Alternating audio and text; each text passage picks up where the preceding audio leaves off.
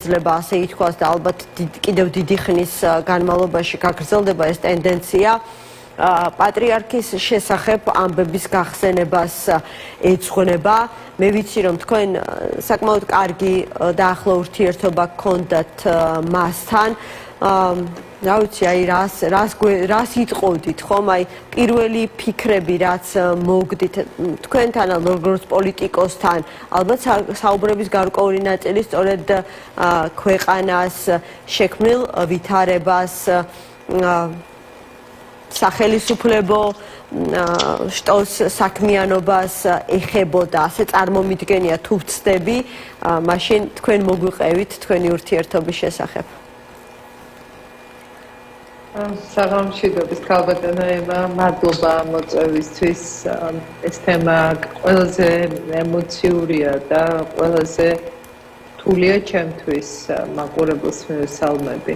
ყველას კიდევ ერთხელ ვუსამძიმრებ, ეს 40 დღე იქნება ალბათ ძალიან რთული, გასააზრებელი და რაღაცნაირად შესაგუებელიც. მე მართალი გითხრათ, მეორე დღეს უფრო გამიჭირდა დაკრძალვიდან რაღაცნაირი სიცარიელე გაჩნდა, მაგრამ ისევ ალბათ მისი განსაკუთრებული მადლი ჩვენი პატრიარქის და სულიერი მამის, რომელთან ურთიერთობაც მე არ დამიწყია როგორც პოლიტიკოს, დავიწყე მასთან ურთიერთობა როგორც ადვოკატმა, ადამიანის უფლებების დამცველმა, ჯერ კიდევ 2000-იანი წლები იყო.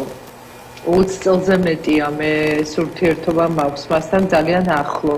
ეს ურთიერთობა ჩვენი დაიწყო მამა დავითი და მამა კონსტანტინე ჯინჯარაულები. ეს არის მისთვის უახლოესი ადამიანები ამ დღეებში. სულ ხედავდით ალბათ არ მოცილები არც ერთი მას. მათთან ურთიერთობით, იმიტომ რომ ერთ-ერთი არის ჩემი მოძღვარი უკვე 29 წელია და აქედან დაიწყო ჩვენი მეგობრობა. მაგრამ ზუსტად თქვი თქვენ, ჩვენი ყველა საუბარი რაც მე მახსოვს, აი დაწყებული იმ წლებიდან, როდესაც ვიყავი როგორც ადვოკატი ადამიანის უფლებების სფეროში და შემდეგ უკვე პოლიტიკურ პროცესებში, ურთულესი ამბების გავლა და შემდეგ ყოველთვის ყველა საუბარი იყო საქართველოსთან დაკავშირებით, რა ვითარება, რამდენად რთულია, როგორ ხედავდა მისი უწმინდესობა ამ მოვლენებს. და მთლიანობაში აი რომ გითხრათ შემაჯამებლად, გარდა იმისა, მე ეს უკვე რაღაცა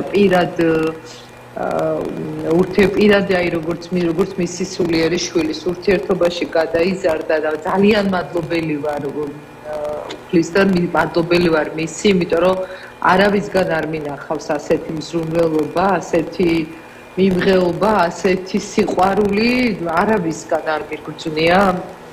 ეს და სულ ამბობდი რომ ერში თქო, არც ერშიც და არც სასულიერო პირებში უფრო დიდი ადამიანი არ შემხვედრია, როგორც მოაზროვნე, როგორც სახელმწიფოებრივი მოღვაწე, როგორც სულიერი ლიდერი და როგორც ადამიანი, რომელსაც შეეძლო უსასრულო სიყვარული. ჩემი ემოციები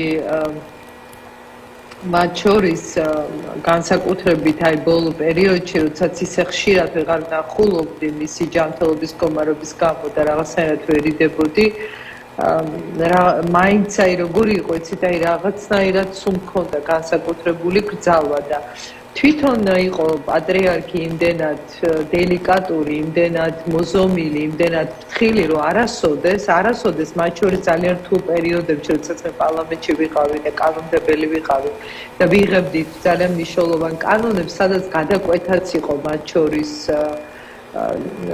საეკლესიო კანონებთან ერთგვარად ყოველ შემთხვევაში თვითონ საქართველოს ეკლესია ხედავდა ძალიან მნიშვნელოვან გადაკვეთას და თავის როლს ამ პროცესში, აი მაშინაც კი, როდესაც იყო ესეთი რთული მომენტები და ერთ-ერთი ყველაზე რთული რაც მოხსენდება იყო დისკრიმინაციის ყველა ფორმის აღმოფხვის შესახებ კანონი, რომელიც მოამზადა მაშინ იუსტიციის სამინისტრომ და მე ადამიანის უფლებების დაცვის კომიტეტი მეპარა და ვიზო მიმოსვლის თაობაზე საქართველოს მოქალაქეებისთვის ეს გადაწყვეტილება ევროკავშირს უნდა მიეღო და ეს მექანიზმი იყო აუცილებლად შესაქმნელი იმისთვის, რომ ჩვენ მოქალაქეებს შეძლებოდათ ქვეყნიდან ვიზის გარეშე გასვლა. ერთ-ერთი ყველაზე მძიმე იყო ეს პროცესი, როდესაც გარკვეული ნაწილი სასულიერო პირების ამ კანონს უპირისპირდებოდნენ და არასწორი აღქვა ჰქონდათ, ეგონათ რომ რაღაცა ისეთი შემოდიოდა აკრძალული ამ კანონით, რომელიც თითქოს ეხებოდა რაღაცნაირად აი ეკლესიის რელიგიურ პრინციპებს, ქრისტიანულ პრინციპებს და მაშინ ძალიან რთული იყო, მაგრამ დამჭირდა შეხვედრები სასულიერო პირების ნაწილთან ახსნა, რომ ეს კანონი მხოლოდ და მხოლოდ ძალადობას ემიჯნებოდა, ადამიანის თანასწორობის იდეას იცავდა და ის რაც კონსტიტუციაში გვეწერა ჯერ კიდევ პირველ კონსტიტუციაში იმ იდეის გაგრძელება იყო. აი, იმ რამდენადაც რთული იყო სხვებთან ამაზე საუბარი, ვინც ამ კანონს უპირისპირდებოდა და სრულიად არასწორად უპირისპირდებოდა სხვათა შორის, იმიტომ რომ ეს ძალიან ჰუმანური კანონია და არაფერი არ წერია იქ. ანუ პატრიარქთან საუბარიც გახდა საჭირო აი ამ საკანონმდებლო ცვლილებების პროცესში. იმიტომ რომ საერთოდ კანონის მიღება კანონმდებლისთვის ეს უნდა იყოს საზოგადოებრივი თანხმობის შედეგად მიღებული. არა ის ეხლა რომ კანონებს იღებენ და რამდენი ხანია ხალხი ქუჩაში დგას და მეწინააღმდეგებით ასეთი კანონების მიღებას და არავის არ აქვს იმის კულტურა და იმდენი მიმღეობა, იმდენი პასუხისგებლობა, რომ ადამიანებს დაელაპარაკოს და აუხსნას ამ კანონს რატო იღებ. და როდესაც საზოგადოების ნაწილი, რომელიც ამ პროტესტს ახვა, იმიტომ რომ დიდი გავლენა აქვს, ხო, საქართველოს მართლმადიდებელი ეკლესიას კონკორდანტით სახელმწიფო რელიგიად არის გამოცხადებული და წარმოიდგინეთ მაშინ, როდესაც საქართველოს საპატრიარქოს ნაწილი კრიტიკულად ღიად გამოდიოდა ამ კანონის წინააღმდეგ, წარმოიდგინეთ როგორი იქნებოდა გავლენა ხო საზოგადოებას და როგორ შეიძლება კანონის ისე მიღება, რომ არ აუხსნა საზოგადოებას რატო აკეთებ.